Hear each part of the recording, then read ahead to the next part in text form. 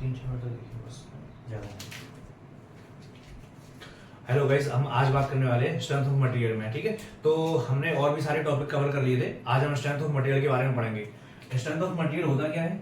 Material की strength के बारे में जिस सब्जेक्ट के बारे में बताया जाए, है ना। नाम से तो यही पता चल रहा है, लेकिन ऐसा नहीं है। स्ट्रेंथ ऑफ मटेरियल में हमें पढ़ना क्या है? स्ट्रेंथ ऑफ मटेरियल में हमें पढ़ना क्या है? हम पढ़ेंगे इसमें फोर्सेस के कारण जो भी फोर्स को डील कर रही है मटेरियल, उस फोर्स को डील करने के कारण उसमें जो भी डिफॉर्मेशन हो रहा है, जो भी डिफ्लेक्शन हो रहा है, ठीक है, उन सभी का हम स्टडी किसमें करेंगे? स्ट्रेंथ ऑफ मटेरियल में करेंगे, ठीक है। तो हम इतना समझ गए, अब हम आगे बढ़ते हैं। नॉर्मली जो भी हमारे मटेरियल्स रहते हैं, अब मटेरियल्स कौन कैसे रहते हैं और स्ट्रेंथ ऑफ मटेरियल में मटेरियल को कैसे डिफाइन करते हैं। स्ट्रेंथ ऑफ मटेरियल की बेसिस में हम मटेरियल को दो प्रॉपर्टीज की बेसिस पे देखते हैं। पहले तो होमोजेनियस, सेकंड इज आइसोट्रोपिक। क्योंकि जब भी हम स्ट्रेंथ ऑफ मटेरियल को स्टडी करेंगे, हम मान के चलेंगे कि जो भी मटेरियल हम स्टडी कर रहे हैं वो पहला तो क्या है? पहला होमोजेनियस है, सेकंड इज वो आइसोट्रोपिक है। अब होमोजेनियस क्या होता है, आइसोट्रोपिक क्या होता है? सपोज दैट हमारा ये ऑब्जेक्ट है या मटेरियल है। होमोजेनियस की मींस होमोजेनियस हर जगह पर सेम होना चाहिए, हर जगह पर मिक्सिंग सेम होनी चाहिए, यही होता है ना। केमिकल ही होमोजेनियस की हम बात करते हैं, अगर हम थर्मोडायनेमिक्स में बात करेंगे तो। सपोज दैट ये हमारा कोई मटेरियल है और यहाँ पे 5-6 पॉइंट आ रहे हैं, 5-6 पॉइंट है। हम यहाँ पे हर एक मटेरियल की प्रॉपर्टीज ले लेते हैं। कौन सी प्रॉपर्टी लेंगे? इलास्टिक प्रॉपर्टीज या इलास्टिक प्रॉपर्टीज की बात कर रहे हैं हम आगे बात करेंगे इलास्टिक प्रॉपर्टीज में क्या क्या आता है, ठीक है। तो अगर हम किसी भी पॉइंट पर जाकर इस पॉइंट पर जाएंगे, फर्स्ट पॉइंट पर, ये हमारा सेकंड पॉइंट है, ये हमारा थर्ड पॉइंट है, ये हमारा फोर्थ पॉइंट है। अगर हम किसी भी पॉइंट पर जाएंगे तो यहाँ पे एक्स डायरेक्शन में, वाई डायरेक्शन में, जेड डायरेक्शन में, यहाँ पर एक्स डायरेक्शन में, यहाँ वाई डायरेक्शन में, तो जेड डायरेक्शन है। यहाँ पर एक्स डायरेक्शन है, यहाँ पे वाई डायरेक्शन है, यहाँ पे जेड डायरेक्शन है। ऐसी सिमिलरली फोर्थ पॉइंट पर भी ऐसा ही है, ठीक है। तो होमोजेनियस क्या बोल रहा है कि आप किसी भी पॉइंट पर जाइए, हर पॉइंट पर आपको प्रॉपर्टी सेम मिलेगी। मींस अगर यहाँ पर एक्स डायरेक्शन में, वाई डायरेक्शन में E1 है, एक्स डायरेक्शन में E2 है और जेड डायरेक्शन में E3 है, तो सेकंड पॉइंट पे भी आपको वाई डायरेक्शन में E1 ही प्रॉपर्टीज मिलेगी, एक्स डायरेक्शन में E2 ही प्रॉपर्टीज मिलेगी और जेड डायरेक्शन में आपको E3 ही प्रॉपर्टीज मिलेगी। एक कौन बोलता है? ए बोलता है होमोजेनियस। होमोजेनियस कॉन्सेप्ट मींस यही है, आप किसी भी पॉइंट पर जाएं, उस पॉइंट पर आपको सेम प्रॉपर्टीज मिले, ठीक है। E1 वाई डायरेक्शन में, E2 एक्स डायरेक्शन में, E3 जेड डायरेक्शन, किसी भी पॉइंट पर जाए ऐसे ही आपको मिलेगा। ये क्या बोल रहा है? ये होमोजेनियस हो गया। नेक्स्ट कॉन्सेप्ट आता है आइसोट्रोपिक का। आइसोट्रोपिक क्या है? जो होमोजेनियस नहीं है वो कौन सा है? नॉन होमोजेनियस है, सिंपल। नेक्स्ट कॉन्सेप्ट आप पता है आइसोट्रोपिक। अगर हम इस पॉइंट पर जाए, इस पॉइंट पर जाए, इस पॉइंट पर, इस पॉइंट पर 1 2 3 एंड 4, अगर हम फर्स्ट पॉइंट पर जाएंगे, हम किसी भी डायरेक्शन में ले लें। आइसोट्रोपिक का बोलना है कि यहाँ पे क्या था, एक्स डायरेक्शन में अलग प्रॉपर्टी, वाई डायरेक्शन में अलग, जेड डायरेक्शन में अलग। लेकिन यहाँ पर बोलना है आप किसी भी पॉइंट पर जाइए, किसी भी डायरेक्शन में जाइए, वहां पे प्रॉपर्टीज आपको सेम मिलना चाहिए। Properties must be all same in all direction, ठीक है। तो आइसोट्रोपिक का मतलब वो है, ठीक है। आइसोट्रोपिक जो नहीं होगा वो कौन होगा? एनिसोट्रोपिक होगा, समझ गया। और एक ऑर्थोट्रोपिक भी होता है जिसमें दो डायरेक्शन प्रॉपर्टी सेम होती हैं, ठीक है। तो हमारी जो मटेरियल है वो हम अगर स्ट्रेंथ ऑफ मटेरियल में किसी भी मटेरियल के बारे में पढ़ेंगे तो हम मान के चलेंगे वो मटेरियल होमोजेनियस है एंड आइसोट्रोपिक है, ठीक है। चलिए अब हम आगे बात करते हैं। स्ट्रेंथ ऑफ मटेरियल में हमें किसकी बात करनी? लोडिंग की बात करनी है, ठीक है। चलिए फिर हम लोडिंग की बात ही कर लेते हैं। अब जो हमारे स्ट्रेंथ ऑफ मटेरियल में हम जितने भी लोड लगाएंगे, है ना, किसी भी मटेरियल के ऊपर या किसी भी ऑब्जेक्ट के ऊपर, तो उनको हम कैसे डिफाइन करेंगे? तो उस लोड को हम कई टाइप से डिफाइन कर सकते हैं। डायरेक्शन ऑफ लोड, लोड कहां पर लग रहा है ना, किस डायरेक्शन में लग रहा है? नॉर्मल लोड लग रहा है या शियर लोड लग रहा है ना, नॉर्मल या शियर लोड लग रहा है, ठीक है। ऐसे ही अगर डिस्ट्रीब्यूटेड लोड लग रहा है या कंसंट्रेटेड लोड लग रहा है, या कंसंट्रेटेड लोड लग रहा है, या वेयरिंग लोड लग रहा है, ठीक है। फिर हम और आगे आएंगे तो लोड जो है वो स्टैटिक लोड है या इम्पैक्ट लोड है, ठीक है। तो इस टाइप से हम जो भी लोडिंग पैटर्न है उन लोडिंग पैटर्न में मटेरियल का डिफ्लेक्शन या डिफरेंट टाइप से उसमें डिफॉर्मेशन जो भी हो रहा है उन सभी का स्टडी करेंगे, ठीक है। तो सबसे पहले हम बात करते हैं इम्पैक्ट लोड की, ठीक है। बाकी चीजों के बारे में हम बात करेंगे, इम्पैक्ट लोड के बारे में बात कर लेते हैं हम पहले। इम्पैक्ट क्या है? बेसिकली ये डायनेमिक लोड हो गया।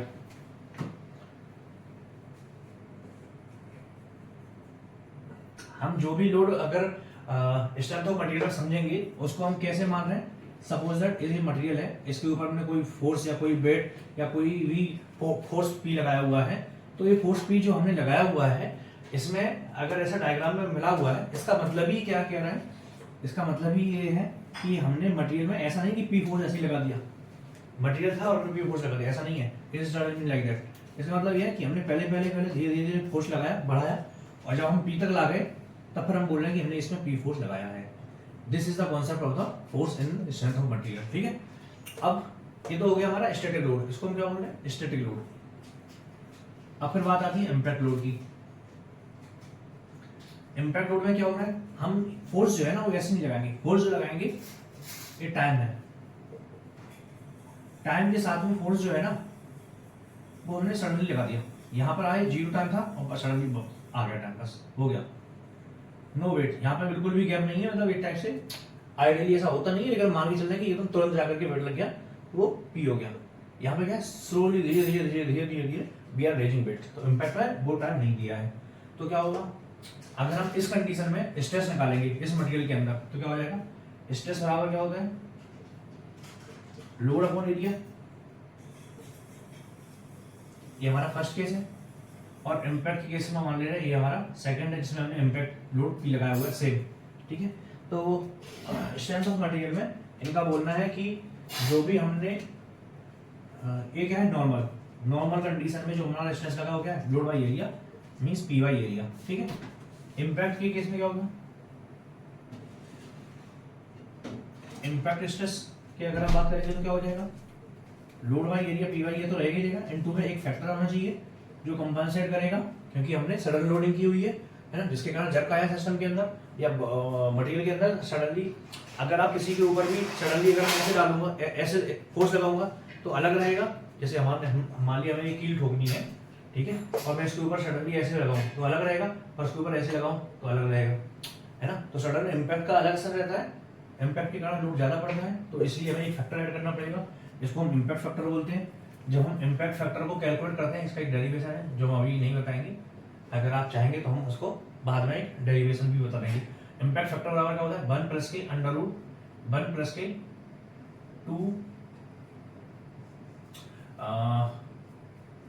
2h upon del static.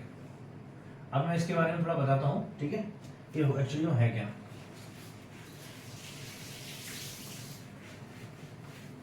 जो मैंने कील वाला एग्जांपल लिया था वही एग्जांपल ले लेते हैं, ठीक है। सपोज ये हमारी कील है ना, ये सरफेस है जिसके ऊपर हमें बिलो करना है, पहला कंडीशन। और सेकंड कंडीशन,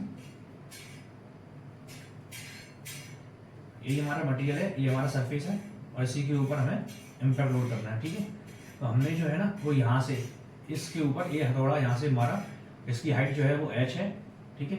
यहाँ पर भी हथौड़ा मारा, इसका वेट मान लिया, हथौड़े का वेट मान लिया 10 kg है, या पी फोर्स मान लिया, इसकी वजह से पी फोर्स इसकी वजह से लग रहा है, इसकी हाइट h है, ठीक है। तो अभी क्या हुआ? पहली कंडीशन में इसका बोलना है कि पहली कंडीशन है, पहली कंडीशन क्या है? स्टैटिक है, ठीक है, ये डायनेमिक नहीं है, ये इम्पैक्ट नहीं है, हमने सडनली उसको बस ऐसे रखा हुआ है, ठीक है। तो उसके कारण जो लोड पड़ रहा है, इसके कारण जो फोर्स लग रहा है, उसके कारण जो भी चेंजेस आएगा इसमें डायमेंशन में, वो क्या हो जाएगा? डेल एल एच जो चेंज हुआ वो क्या हो जाएगा? स्ट्रेस, है ना, स्ट्रेस अपॉन मॉडुलस, जो मॉडुलस वेलोसिटी आएगा इनटू में चेंज, इनटू में जो ओरिजिनल लेंथ है वो, ठीक है। तो del L change in length बराबर बराबर क्या हो जाएगा? पी एल अपॉन ए और ई, ये मॉडुलस। हम इसकी बात करेंगे मॉडुलस आया कहाँ से, ठीक है। अभी बस केवल इतना समझ लो कि जो डेल स्टैटिक होगा वो फर्स्ट कंडीशन में इतना होगा, अब सेकंड कंडीशन में अगर हमें डेल निकालना है, डेल एल इम्पैक्ट के कारण, तो उनका बोलना है कि इतना नहीं रहेगा भाई, ये इतना नहीं रहेगा, तो जो इम्पैक्ट फैक्टर है वो कितना हो जाएगा, 1 प्लस के अंडर रूट 1 प्लस के 2h, h हाइट कितनी, h हाइट से हम लगाते थे 2h upon del static, del static क्या होगा, डेल एल। सपोज दैट हम मान के चलते हैं जितना डेल एल आया है, एक सुपरफिशियल एग्जांपल ले रहे हैं हम, सुपरफिशियल एग्जांपल ले रहे हैं जिससे हमें समझ में आएगा। मान लिया जो h है और जो डेल एल है ना, h at least greater than del L हो गई होगा, डेल एल स्टैटिक होगा, ठीक है। तो जो h की वैल्यू है, हम h की वैल्यू मान के चल रहे हैं कि ये 4 है ना, h जो है 4 times of del L of static है, ठीक है। तो होगा क्या, h बराबर 4 टाइम्स डेल एल स्टैटिक रखेंगे तो होगा क्या, 1 प्लस के अंडर रूट 1 प्लस के 2 इंटू डेल एल, h की वैल्यू क्या है, 4 times of del L static, मतलब स्टैटिक लोड के कारण जो चेंज इन लेंथ हो रहा है वो upon del L static, del L static, del L static जैसे करेंगे कितना हो गया, 4 दूनी 8, 8 हो गए, 1 प्लस के अंडर रूट 1 प्लस के 8 कितना आ जाएगा, 1 प्लस के 3, इम्पैक्ट फैक्टर कितना आ गया, 4। मीन्स इसका मतलब क्या हुआ, इसका सिंपल सा मतलब ये हुआ कि जो फोर्स हमारा, फोर्स जो है, इम्पैक्ट फोर्स जो आ रहा है ना, इम्पैक्ट फोर्स बराबर हम क्या बोल रहे थे, जो ओरिजिनल फोर्स है इनटू में इम्पैक्ट फैक्टर। मींस जो हम यहाँ पे पहली वाली कंडीशन में जो फोर्स लगा रहे थे और सेकंड कंडीशन में जो फोर्स लगा रहे हैं, तो इम्पैक्ट फोर्स जो P रहेगा, जो इस वाली कंडीशन में इम्पैक्ट वाला फोर्स जो रहेगा P इम्पैक्ट, वो क्या हो जाएगा, P ओरिजिनल मतलब P static into impact factor. Impact factor कितना है, 4 इनटू में 4। मींस इस कंडीशन में जो भी हमारा इम्पैक्ट लोड लग रहा है वो 4 टाइम्स ऑफ इसके हो गया, ठीक है। तो ये हमारा क्या हो गया, डायनामिक लोड हो गया, इसी को हम इम्पैक्ट लोड बोल रहे हैं, इसी के कारण इम्पैक्ट होता है। इसमें कुछ डेरिवेशन है, ये डेरिवेशन कुछ नहीं है, डेरिवेशन केवल इसी का एक डेरिवेशन है, और बाकी सारी कैलकुलेशन बेस्ड क्वेश्चंस हैं, तो कैलकुलेशन बेस्ड क्वेश्चन केवल इसी बेसिस पे रहेंगे। तो इम्पैक्ट फैक्टर का मल्टीप्लाई करके एक स्टैटिक से डायनामिक में कन्वर्ट करना है। जब आपके पास डायनामिक कन्वर्ट हो गया, फिर आपको इसी फार्मूले से आपको चेंज इन लेंथ निकाल देना है, बाकी सारी चीजें आपको इसी से कर देना है, ठीक है। अब नेक्स्ट आगे बढ़ते हैं।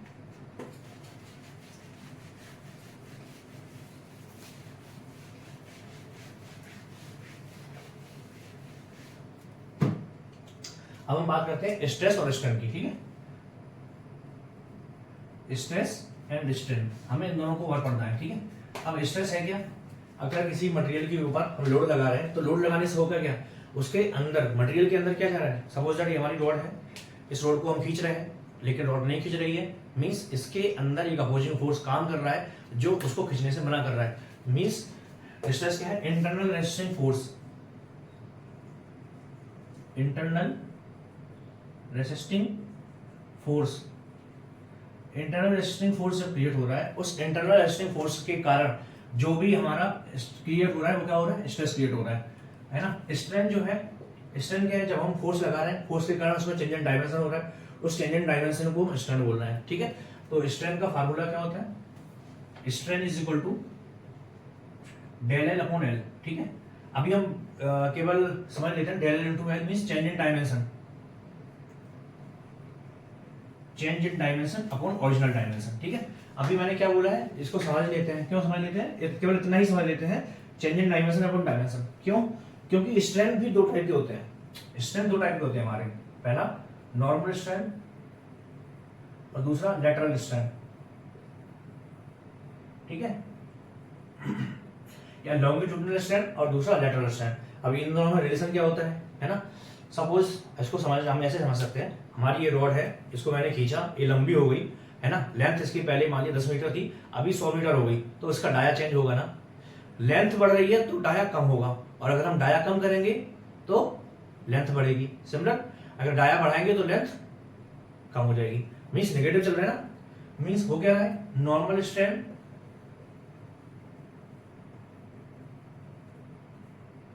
प्रोपोर्शनल है लेटरल स्ट्रेन के, बट क्या नेगेटिवली, है ना। और अगर हम एक स्ट्रेन क्रिएट कर रहे हैं तो दूसरा स्ट्रेन अपने आप ही क्रिएट हो जा रहा है, ठीक है। तो इन दोनों में रिलेशन अगर हम निकालेंगे तो लेटरल स्ट्रेन जो होता है ना, लेटरल स्ट्रेन इसको हम कैसे लिख सकते हैं, माइनस म्यू इनटू में लॉन्गिट्यूडनल स्ट्रेस या नॉर्मल स्ट्रेस।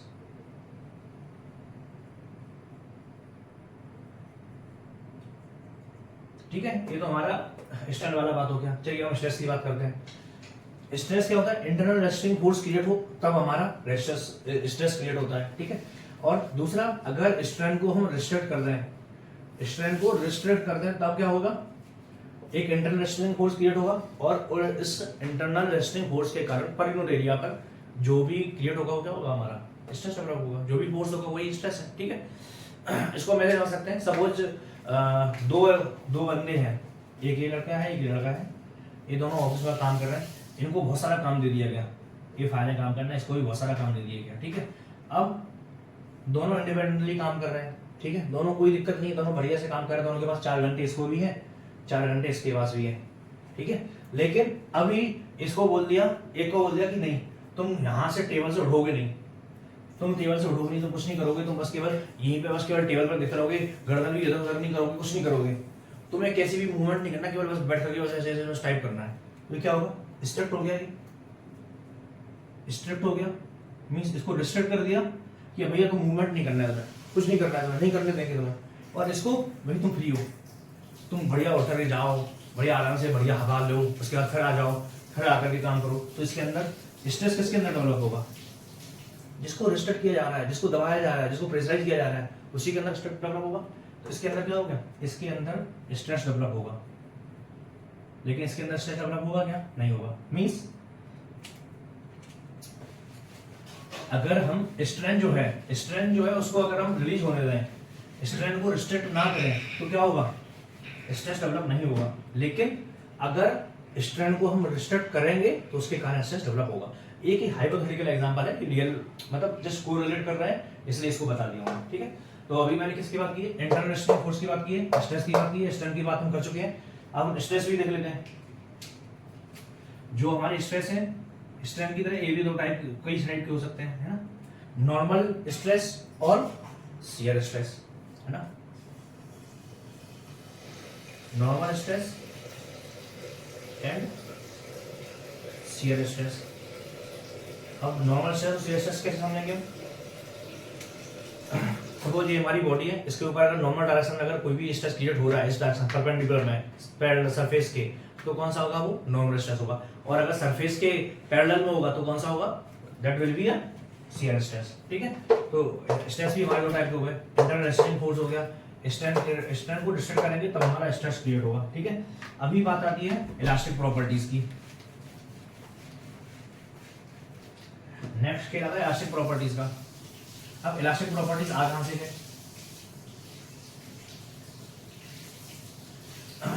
साइंटिस्ट ने बोला देखो हमें तो बहुत फ्री हो गया, क्योंकि देखो हमें लोड निकालना है, तो भाई ये लोड हमने 10 kg लगाया, इसका एरिया हमें पता है, हमने स्ट्रेस निकाल लिया। अब इसका हमें स्ट्रेन निकालना है, स्ट्रेन कैसे निकालेंगे, है ना, तो स्ट्रेन निकालने के लिए हमारे पास कोई मेथड ही नहीं है ना, इसको तो हम कैलकुलेट कर सकते हैं, स्ट्रेन निकालने की कोई मेथड नहीं है, स्ट्रेन निकालने में उनको प्रॉब्लम हो रही है। तो उन्होंने क्या किया, उन्होंने एक रिलेशन निकाला। क्या रिलेशन निकाला,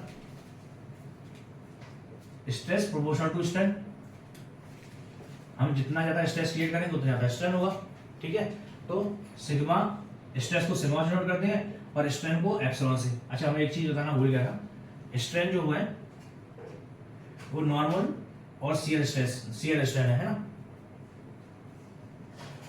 नॉर्मल एंड शियर। जो नॉर्मल रहता है उसको हम एप्सिलॉन से बताते हैं और जो शियर रहता है उसको हम गामा से नोट करते हैं। ठीक है, ऐसे स्ट्रेस है हमारा, अगर नॉर्मल स्ट्रेस आएगा तो उसको हम सिग्मा से बनाएंगे और अगर शियर स्ट्रेस आएगा तो टाउ से। बस इतना बता दे, इतना याद रखना है। तो हमारा जो सिग्मा है वो प्रोपोर्शनल टू एप्सिलॉन है। ठीक है, तो सिग्मा बराबर क्या आ गया, ई, एक कांस्टेंट आ गया ई एप्सिलॉन। ई को ही क्या नाम दे दिया साइंटिस्ट ने, यंग्स मॉडुलस। देखो कुछ ना कुछ उल्टा सीधा तो लाने जाना है इनको, है ना, सीधी सादी जिंदगी से तो काम चलता नहीं है, तो इन्होंने एक ई के लिए गोल ला दिया, यंग्स मॉडुलस ऑफ वेलोसिटी। ठीक है, लाइफ कभी भी सिंपल नहीं रहने देते हैं साइंटिस्ट लोग। ठीक है, सिग्मा बराबर ई एप्सिलॉन हो गया। फिर ऐसे तो हो गया नॉर्मल के केस में। फिर उन्होंने बोला अगर हमारा शियर स्ट्रेस लग रहा है, शियर स्ट्रेस के केस में क्या होगा, शियर स्ट्रेस के केस में टाउ बराबर में जी इनटू में गामा। जी क्या हो गया, modulus of rigidity, modulus of rigidity. ठीक है, ये यंग्स मॉडुलस ऑफ इलास्टिसिटी है, ये मॉडुलस ऑफ रिजिडिटी है। फिर एक किसके कारण हो रहा है, लॉन्गिट्यूडनल डायमेंशन के कारण, एक किसके कारण हो रहा है, शियर स्ट्रेस के कारण हो रहा है। फिर एक और लाए वो के, इसको क्या बोल रहे हैं, बल्क मॉडुलस। वो यहां भी हार नहीं माने, बोल रहे हैं कि हम लॉन्गिट्यूडनल लगाएंगे, किसी भी ऑब्जेक्ट के ऊपर स्ट्रेस जो है वो लॉन्गिट्यूडनल लगाएंगे, है ना, शियर स्ट्रेस लगाएंगे, बोले हम सब जगह से लगा देंगे इसके ऊपर स्ट्रेस, तब क्या होगा, तब फिर बोल रहे नहीं, तब फिर हमें एक और चीज की जरूरत पड़ेगी, तब फिर बल्क मॉडुलस आ गया। जब फिर बल्क मॉडुलस आ गया तब फिर उन्होंने एक और कांस्टेंट की बात की, वो है पॉइज रेशियो, है ना, जो आ तो गया था पहले ही, लेकिन इनके आने से वो अभी ये बाप बन गया। अब क्या होगा, स्ट्रेस देख लिया, स्ट्रेंथ देख लिया हमने, इलास्टिक प्रॉपर्टीज देखी सारी, है ना, ई जी के म्यू रो, ठीक है, कौन कौन सी इलास्टिक प्रॉपर्टीज है, ई जी के और म्यू, ठीक है, ये हमारी इलास्टिक प्रॉपर्टीज हो गई, ठीक है। हमने शियर स्ट्रेस देख लिया, है ना। अभी इन्होंने बोला स्ट्रेंथ जो है वो लॉन्गिट्यूडनल स्ट्रेंथ और लेटरल स्ट्रेंथ आपस में प्रोपोर्शनल होते हैं, ठीक है। तो एप्सिलॉन प्रोपोर्शनल है किसके, लॉन्गिट्यूडनल लेटरल के, ठीक है, वो किसके माइनस आ जाएगा इसमें, है ना, जब हम बराबर करेंगे तो माइनस म्यू आ जाएगा और लेटरल स्ट्रेंथ आ जाएगा, ठीक है। अगर हम एप्सिलॉन एक्स की बात करें तो एक्स डायरेक्शन में जो भी हुआ, अगर हम एक्स डायरेक्शन में जितना भी चेंज इन लेंथ हुआ वो, तो एक्स डायरेक्शन में जितना भी स्ट्रेन आया वो कैसे निकालेंगे, एक्स डायरेक्शन में जितना भी चेंज इन लेंथ हुआ, है ना, प्लस बाय डायरेक्शन में जितना हुआ प्लस जेड डायरेक्शन में जितना भी हुआ, ठीक है। तो एक्स डायरेक्शन में कैसे निकालेंगे, सिग्मा एक्स अपॉन ई। अब बाय डायरेक्शन में क्या है, जिस डायरेक्शन में निकालना उसके अपोजिट डायरेक्शन है ना, इसलिए क्या आ जाएगा माइनस म्यू और सिग्मा बाय अपॉन ई, फिर minus mu sigma Z upon E. बस ई क्यों आ रही है, क्योंकि हम पढ़ चुके हैं जो मटेरियल है वो आइसोट्रोपिक है, जो मटेरियल है वो होमोजेनियस है। तो एक्स डायरेक्शन में, बाय डायरेक्शन में, जेड डायरेक्शन में, हर डायरेक्शन में जो यंग मॉडुलस ऑफ वेलोसिटी रहेगा वो सेम ही रहेगा, ठीक है। हम ये पढ़ चुके हैं ना पहले, तो हमने ये सब इसलिए आ दिया, एक्स डायरेक्शन में लिख दिया। अब एक्स डायरेक्शन के परपेंडिकुलर में दोनों है, लेटरल हो गई दोनों डायरेक्शन, तो माइनस म्यू आ गया। बाय डायरेक्शन में जो भी फोर्स लग रहा है, जो भी स्ट्रेस क्रिएट हो रहा है अपॉन ई, जेड डायरेक्शन में जो भी स्ट्रेस क्रिएट हो रहा है अपॉन ई, ठीक है। तो हमारा ये स्ट्रेस वाला हो गया काम। अब ई जी के म्यू, इनमें भी एक रिलेशन है, बोल रहे हैं कि E is equal to 2g और E is equal to 3k। लगभग बराबर ई बराबर 2g होता है, लगभग ई बराबर 3k होता है, लेकिन हमेशा नहीं होता है। तो उन्होंने एक और लगाया, 1 प्लस की म्यू लगा दो इसमें 1 माइनस के 2 म्यू लगा दो, बस ये है सीधा सीधा। अब ये क्या बोल रहे हैं अभी, ई बराबर 2g 1 प्लस की म्यू, ई बराबर 3k। इसको याद करना है तो कैसे करेंगे, बहुत सिंपल है, अगर याद कर ले तो बहुत बढ़िया है, लेकिन अगर ट्रिक चाहिए तो बता देता हूँ। 2g इसमें ओपनिंग है, जी में 2 डायरेक्शन में, 3k में कितनी डायरेक्शन में ओपनिंग है, 1 2 3 डायरेक्शन में ओपनिंग है, तो 3 आ गया 3k, ठीक है। अब यहाँ 2 है तो हमें एक ऐड करना पड़ेगा, 3 है तो यहाँ 2 आना पड़ेगा, बस 1 प्लस के म्यू 1 माइनस के 2 म्यू, ठीक है।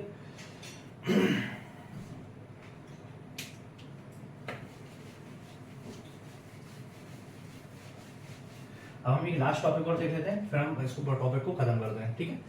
तो लास्ट क्या है, हम इसमें स्ट्रेस स्ट्रेन कर्व पढ़ेंगे, ठीक है। Stress strain curve, stress strain curve क्या है, सपोज ये हमारा स्ट्रेस है इस डायरेक्शन में, और इस डायरेक्शन में स्ट्रेन जो क्रिएट हो रहा है स्ट्रेस के कारण वो हमने इस डायरेक्शन में लगा दिया।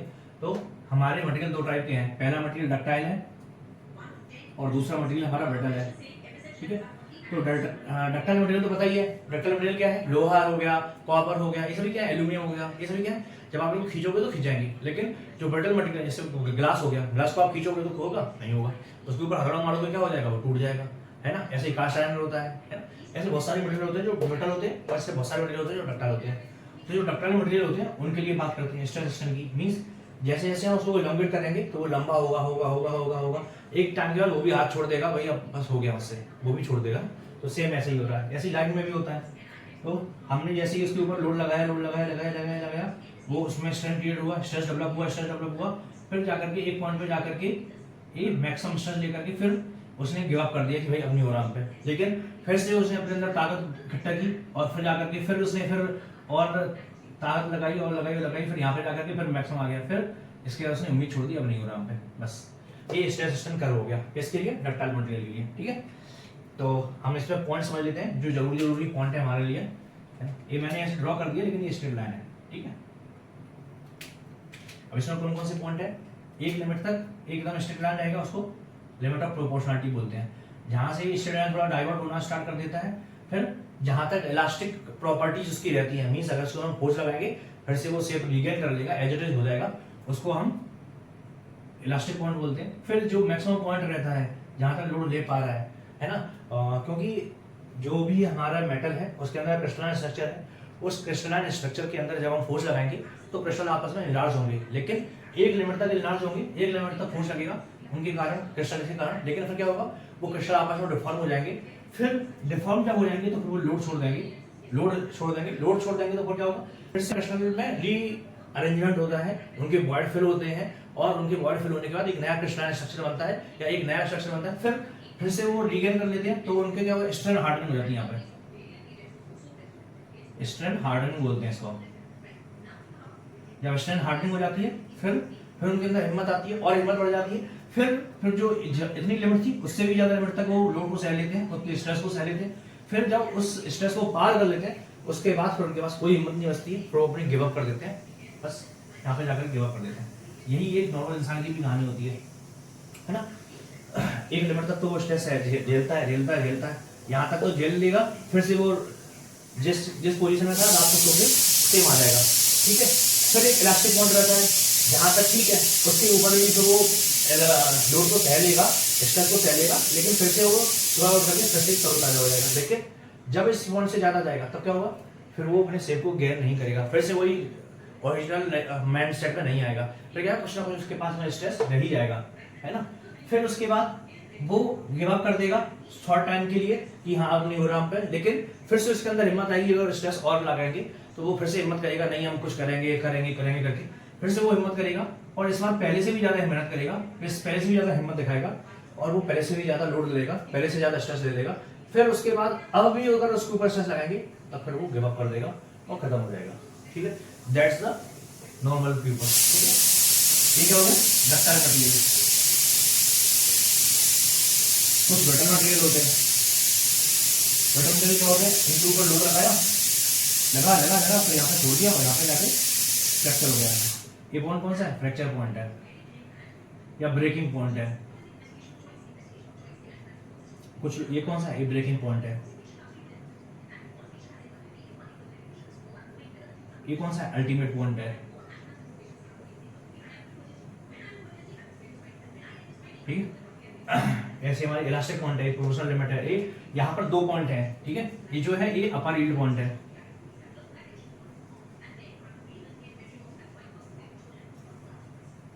और ये नीचे वाला है वो लोअर यील्ड पॉइंट है,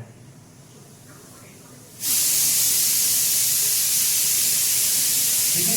ब्रिटल मटेरियल में क्या है, यहाँ तक लिमिट ऑफ इलास्टिसिटी चलती है और उसके बाद यहाँ पर सीधा ब्रेकिंग हो जाता है, खत्म हो जाता है। जो इंसान ज्यादा समझदार नहीं होते हैं, ज्यादा कैपेबल नहीं होते हैं, है ना, उनके पास ज्यादा एनर्जी नहीं होती है, वो क्या होते हैं, वो जल्दी टूट जाते हैं और लाइफ में जल्दी गिव अप कर देते हैं और खत्म कर देते हैं लाइफ को। लेकिन मैक्सिमम लोग क्या रहते हैं, मैक्सिमम लोग बहुत ज्यादा कैपेबल होते हैं, वो लड़ते हैं, संघर्ष करते हैं और वो जाकर के यहाँ तक जीत भी जाते हैं। कुछ की लाइफ में कुछ लोग यहाँ पे जीत जाते हैं, कुछ यहाँ पे जीत जाते हैं, किसी की लाइफ का स्ट्रगल खत्म ही नहीं होता है और वो तब भी प्रॉब्लम आती रहती है, तो फिर वो जाकर के फिर वो भी एक पॉइंट पे जाके वो भी ब्रेक कर जाते हैं, ठीक है। चलिए, ये तो हमने थोड़ा लाइफ से रिलेट कर दिया, ठीक है। लेकिन अभी हम आगे बढ़ते हैं, स्ट्रेस कर्व में डक्टाइल मटेरियल के लिए और आगे बढ़ाते हैं, ठीक है।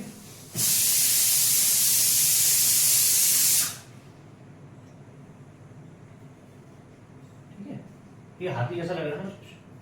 तो अभी हमारा देखो, limit of proportionality, limit of elasticity, upper yield point, lower yield point, ultimate point और ये ब्रेकिंग पॉइंट, ठीक है।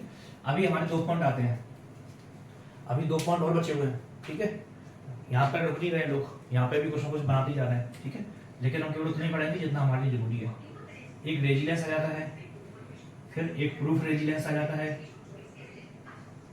और फिर एक हमारी टफनेस आ जाती है। तो हम अगर हम इनको पढ़ेंगे तो कैसे पढ़ेंगे, ठीक है। ये स्ट्रेस कर्व है। रेजिलेंस क्या बोलता है, इलास्टिक लिमिट तक, इलास्टिक लिमिट तक जो उसकी कैपेसिटी है एनर्जी को सहने की, उसको हम रेजिलेंस बोल रहे हैं। वो कितना रेजिलेंट है भाई, वो इलास्टिक लिमिट तक, मतलब फिर से सुबह उठेगा, फिर से वही ओरिजिनल में आ जाएगा। उसकी कितनी लिमिट है, कितनी कैपेसिटी है फिर से जिंदगी से लड़ने की, है ना। जिंदगी से लड़ने की लिमिट रेजिलियंस है। हमारे लिए जिंदगी से लड़ने की वो क्या है, हिम्मत है। उस मटेरियल के लिए वही रेजिलियंस हो गया, ठीक है। रेजिलियंस मटेरियल की कितनी हिम्मत हो रही है लड़ने की, उसके ऊपर लोड डालना है, वो फिर से ओरिजिनल में आ जा रहा है, फिर लोड डालना है, फिर ओरिजिनल में आ जा रहा है, फिर लोड डालना है, फिर ओरिजिनल में आ जा रहा है। उसको क्या बोल रहे हैं, रेजिलियंस बोल रहे हैं। प्रूफ रेजिलियंस मतलब रेजिलियंस क्या है, अगर यहाँ पर भी डालेंगे तो उसका रेजिलियंस इतना होगा, अगर यहाँ पर डालेंगे तो रेजिलियंस इतना होगा, लोड इतना लगा रहे हैं, ठीक है। प्रूफ रेजिलियंस मैक्सिमम कैपेसिटी कितनी है उसकी रेजिलियंस लेने की, उसकी लोड लेने की, ठीक है। तो वो क्या हो गया, मैक्सिमम रेजिलियंस, प्रूफ रेजिलियंस कहलाएगा, ठीक है। टफनेस क्या है, कोई बंदा बोलते हैं ना ये बंदा बहुत टफ है यार, बहुत स्ट्रगल किया है। जिस बंदे ने जितना ज्यादा स्ट्रगल किया है वो बंदा उतना ही ज्यादा टफ होता है। क्यों? क्योंकि वो मतलब इस पॉइंट से निकल गया होगा, अपर हिल पॉइंट पे भी गया होगा, फिर उसने गिव अप कर दिया होगा, फिर आगे बढ़ा होगा, फिर जाके गिव अप कर दिया होगा, फिर आगे बढ़ा होगा। तो उसका जो स्ट्रेस है, जो स्ट्रेस लेने की कैपेसिटी है वो बढ़ जाती है, क्योंकि यहाँ एक बार गिव अप किया फिर बढ़ गया। देखो अगर हम इंसान की बात करें ना, मटेरियल तो एक बार में टूट जाते हैं, इंसान थोड़ी टूटते हैं। इंसान मटेरियल यहाँ पर टूटा, फिर आगे गिव अप कर दिया, फिर बढ़ गया, फिर यहाँ पे फिर गिव अप कर दिया, फिर आगे बढ़ गया, फिर यहाँ पे फिर गिव अप किया, लेकिन फिर नेवर गिव अप, बढ़ता चला गया। ये ऐसा इंसान का कर्व है, ये मटेरियल का कर्व है। मटेरियल यहीं पे जाकर के करता हूँ, यहीं पे खत्म बस। लेकिन इंसान अगर यहाँ पे गिव अप किया, फिर बढ़ गया आगे, तो और ऊपर तक जाएगा, फिर उसके बाद फिर से गिव अप हुआ, फिर और ऊपर जाएगा। मतलब यही इंसान का चलता रहता है, ये मटेरियल का चलता रहता है, ठीक है। टफनेस मतलब उसने जितना ज्यादा स्ट्रगल किया होगा, जितना ज्यादा उसने स्ट्रगल किया होगा उतना ज्यादा वो टफ होता जाएगा, है ना। ऐसे ही मटेरियल केस में, मटेरियल ने जितना ज्यादा लोड सह लेगा, मैक्सिमम से मैक्सिमम जितना लोड सह लेगा, उसके अंडर में जितना भी कर्व आएगा वो क्या होगा, इसकी टफनेस होगी, है ना। तो एरिया अंडर द कर्व क्या कहलाएगा, हमारा टफनेस कहलाएगा। यही हमारा स्ट्रेस कर्व से पता चल जाएगा, ठीक है। तो ये किसके लिए है, ये डक्टाइल मटेरियल के लिए है। अब दूसरा था हमारा ब्रिटल मटेरियल। ब्रिटल मटेरियल में स्ट्रेस कर्व ऐसा था ना कुछ, तो ब्रिटल मटेरियल केस में इतना ही आ गया टफनेस। तो टफनेस किसकी ज्यादा है, डक्टाइल की या ब्रिटल की? डक्टाइल की ज्यादा है ना, डक्टाइल मटेरियल की टफनेस ज्यादा है, ठीक है।